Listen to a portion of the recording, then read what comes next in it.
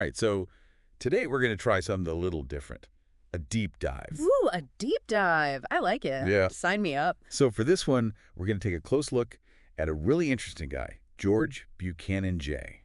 Okay. And he's turning 88 on April 5th, 2025, which is coming up pretty soon. Yeah.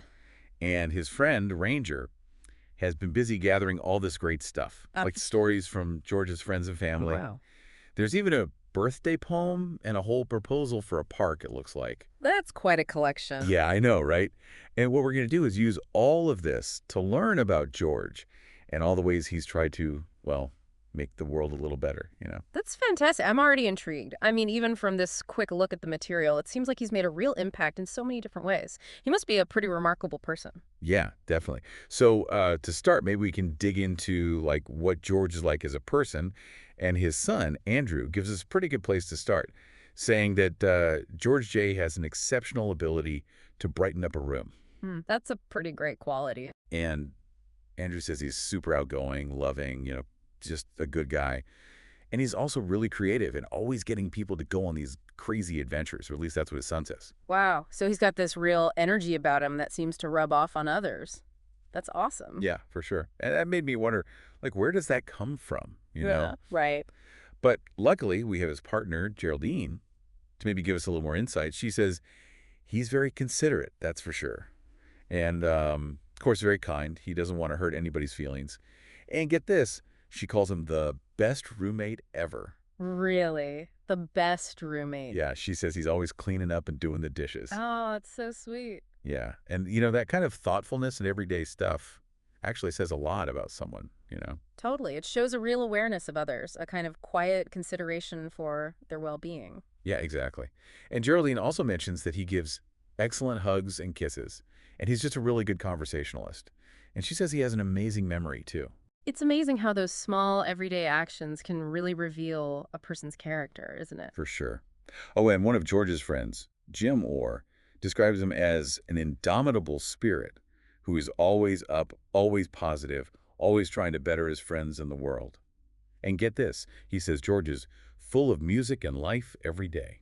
Wow, that's quite a description. That unwavering positivity and drive to improve things. It makes you wonder where he channels all that energy. Yeah, for sure. It's like he just has this boundless energy and optimism, Definitely. I mean, to hear Jim describe him, it seems like George approaches everything with this really inspiring attitude. Totally. Oh, and we can't forget Rita Kraft, another friend of his. She has this really poetic way of describing him. She says he's a dappler, darling, of a man with a glint in your eye and a bounce in your step. A peaceful soul who walks the walk, speaks the truth, and holds your hand. That's beautiful, very evocative. I know, right? Yeah. And she even says that he inspires her to, live a long and full life and to really value peace and happiness. Ah, that's lovely. It sounds like he has a real gift for inspiring others to live their best lives. Yeah, totally. Oh, and then there's Heather Dahlberg, another friend. She describes him as having this quick wit, unboundless energy, and this amazing ability to change the world. But she also jokes that, he was way too clever for her and that maybe he was in the CIA. That's funny. So he's got this intelligence and charisma that really draws people in. Yeah, definitely. And despite all that cleverness, she says he's also a really straightforward person. Yeah. So it's like he's this really engaging guy, but also very genuine and down to earth, Yeah, I get it. It's an interesting combination, right? Like someone who's sharp and witty, but also completely authentic and approachable. Exactly. Okay, so, we've been talking about how great of a guy George is, how he brightens up rooms and inspires everyone around him. Yeah, he sounds pretty wonderful. But it doesn't stop there. Turns out he's also really passionate about peace, like truly devoted to it. Oh, wow. Tell me more about that. Well, there's this birthday poem someone wrote for him, and it calls him a steadfast advocate for peace, saying, bearing witness at the courthouse, his resolve never abate. Apparently, he stands outside the courthouse every Friday, rain or shine, holding a peace sign. Wow, that's dedication. Standing out there week after week, no matter what, it really shows the depth of his commitment. Yeah, for sure. And Andrew, his son, also mentions that he's always been super involved in peace events. He says it's especially important to him, with everything going on in the world right now. And get this, he's had a Peace U license plate on his car since, like, the 60s or early 70s. Wow, that's incredible. It's like a mobile statement, Yeah. driving around with that message of peace for decades. I know, right? And Ranger, the guy who collected all this stuff, he confirms that George has been doing this peace sign thing outside Mount Vernon City Hall every Friday for years and years. That's amazing. It's become a part of his routine, a way of life almost. Yeah, totally. And it sounds like he really believes in spreading peace from the ground up, you know? What do you mean? Well, Heather, remember her. She said he truly believed in peace, generated it from the home, and then it expanded out into the world. And she even credits George with, like, introducing her to the whole peace movement, which led to her working on International Peace Day. She even remembers him playing his saw at a Peace Day concert once. Wow, that's incredible. To think that his passion for peace had such a profound impact on someone else's life, leading them to dedicate their work to it. Yeah, that's pretty powerful. And speaking of his commitment to peace, there's this audio clip, info.nelsondean.j.mp3, that mentions that even on his 88th birthday, he's planning to go to an indivisible protest with Geraldine. Wow, even on his birthday, that's really I something. know, right? It just shows how important it is to him, you know? Like, even at 88, he's still out there actively working for peace. That's so inspiring. It really shows that age is no barrier to making a difference. Totally. Okay, so we've talked about George's amazing character and his devotion to peace. But there's another side to him that we need to explore, his connection with the natural world and his community. I'm curious to hear more about that. What have you found? Well, Andrew, his son, talks about all these wild adventures they had when he was a kid, like camping on Lusky Island and the Olympic coast. Those sound like amazing experiences. Yeah, and Andrew says that George really instilled in him and his sister Emma this love for nature and a thirst for adventure, which led to them traveling all over the world. It seems like those early experiences with his dad had a huge impact on his life. Absolutely. Exposing kids to nature at a young age can be so formative. It creates a sense of wonder and appreciation that can stay with them forever. Yeah, totally. And it's not just about grand adventures either. Andrew mentions that George has this habit of picking up litter every day during his walks in Oceanside, California, where he spends winters. Really? That's so thoughtful of him. Yeah, he walks 5 miles a day, and he picks up trash the whole time. Yeah. It's like he can't help but try to make his surroundings a little bit better. It's those small, consistent acts that really show a person's care for their community. Totally.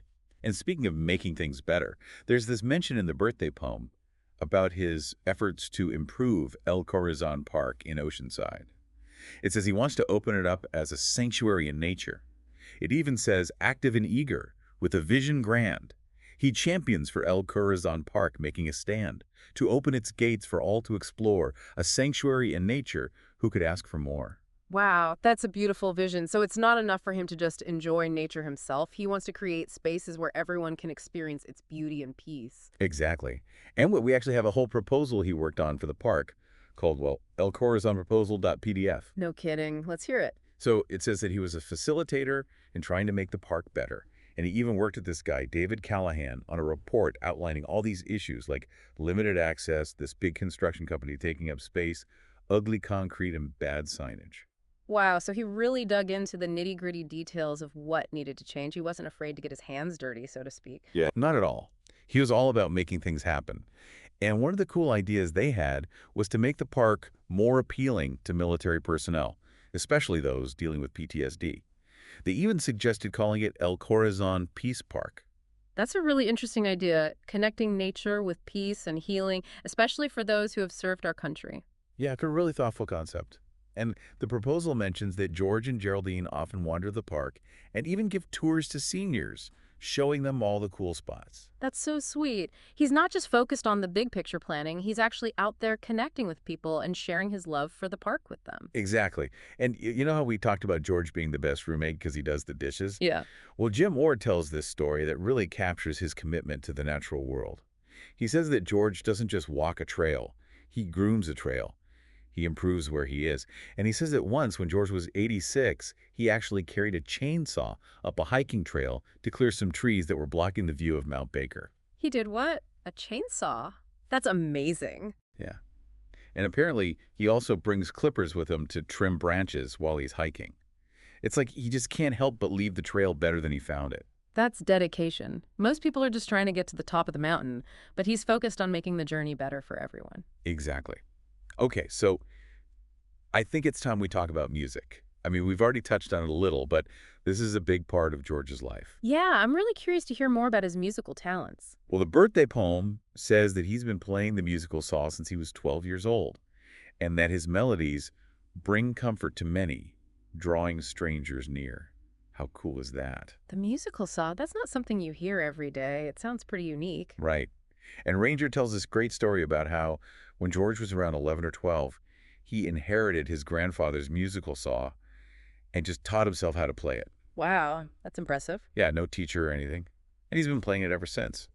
And he's a part of this band called the Poor Man's Jug Band for many years, apparently. That's awesome.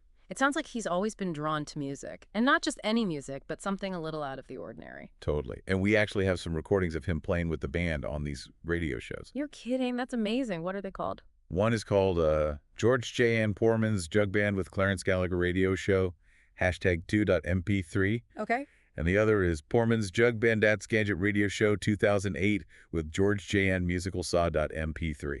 Okay, we'll have to check those out. What kind of music did they play? It's a little hard to describe, but it's definitely eclectic. They joke about their unconventional instruments in the recordings. George even refers to his saw as toothless, which is pretty funny. He says he got it from his granddad back in the 1920s and learned to play it by ear near the sea. Wow, that's a great image. Learning to play the musical saw by the sea, it's so evocative. I know, right? And Heather, remember her? Well, she talks about how talented he is, saying he could just walk into any band and play along with any song, even if he'd never heard it before. Wow, that's incredible. He must have a real knack for music to be able to improvise like that. Yeah, definitely. It seems like he's got a real gift for connecting with people through music, whether it's playing for his friends or drawing in strangers with his saw. It's just another way he brings joy to the world, you know? Absolutely. It's so inspiring to hear about all these different ways he uses his talents and passions to make a positive impact. I know, right? Okay, so we've covered his character, his cheese activism, his love for nature, his music, but we're not done yet. There's still more to this guy. Really? What else have you found? Well, his neighbor, Chuck Natziger, describes him as being incredibly fit for his age.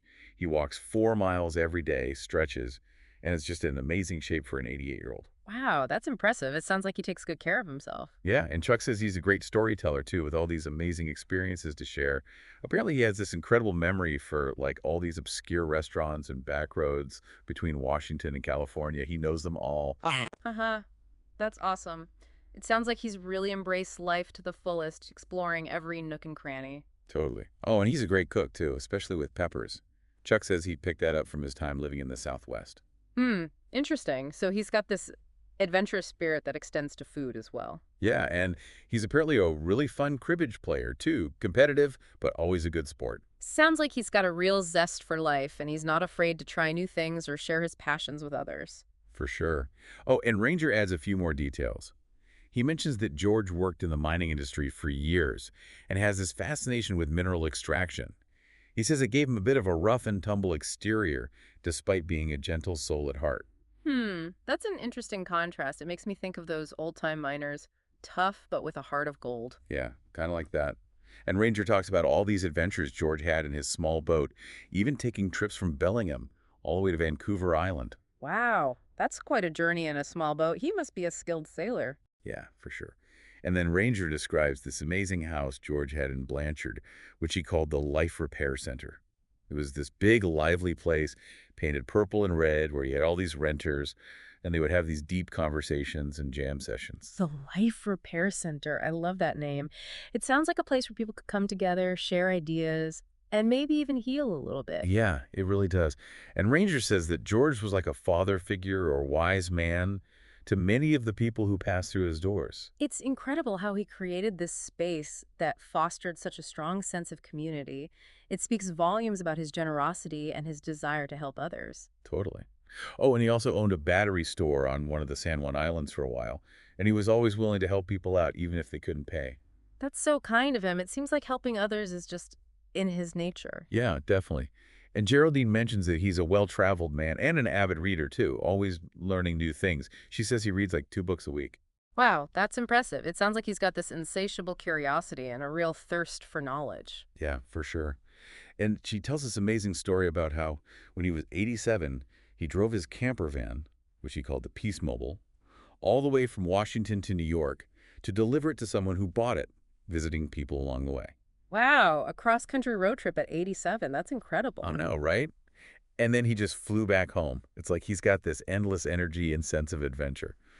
And she also mentions this funny incident where he was picking up litter on a golf course, even though he wasn't really supposed to be there. Uh-huh, that's classic George.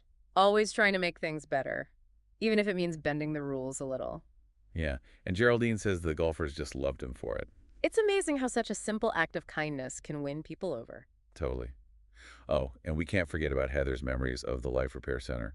She talks about all these deep conversations and lively conversations that George would facilitate, where everyone would talk about important issues and try to figure out ways to make the world a better place.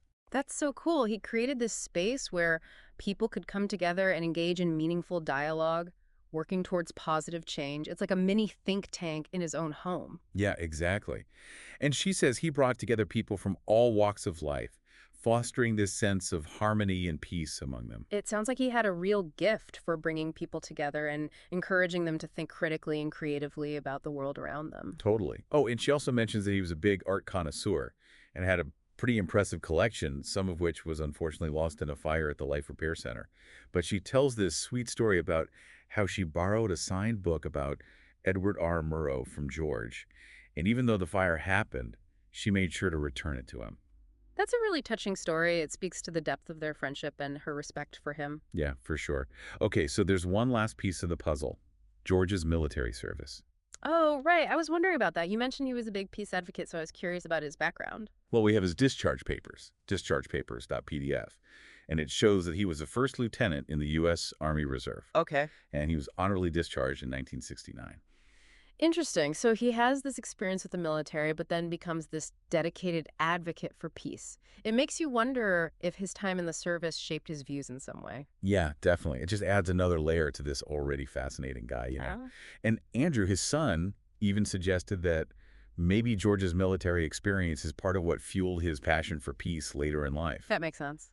Seeing firsthand the consequences of conflict could definitely inspire someone to dedicate their life to promoting peace. Yeah, for sure. So, wow, we've covered a lot of ground here. We've talked about his personality, his dedication to peace, his love for nature, his musical talents, his adventures, his community involvement, even his time in the military. It's amazing how all these different pieces come together to paint such a vibrant and inspiring picture of this man. He's truly lived a remarkable life, full of passion and purpose. Totally. And what's really striking is how consistent he is in his values and his actions. Whether it's picking up litter on his daily walks or standing outside the courthouse with a peace sign, he's always striving to make the world a better place, in big ways and small. Absolutely. He's a true testament to the idea that one person can make a difference.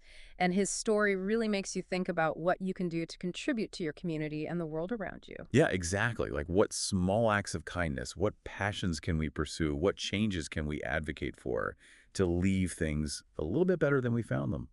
It's a really powerful message, and I think it's the perfect note to end on as we celebrate George Buchanan Jay's 88th birthday. I agree. It's a beautiful reminder that we all have the power to make a positive impact, no matter how big or small our actions may seem. And who knows, maybe one day someone will be digging through our old stories and audio clips, piecing together a picture of our lives and the ways we tried to make the world a better place. That would be something, wouldn't it? A legacy of kindness and positive change rippling out into the future. Yeah, that would be something indeed.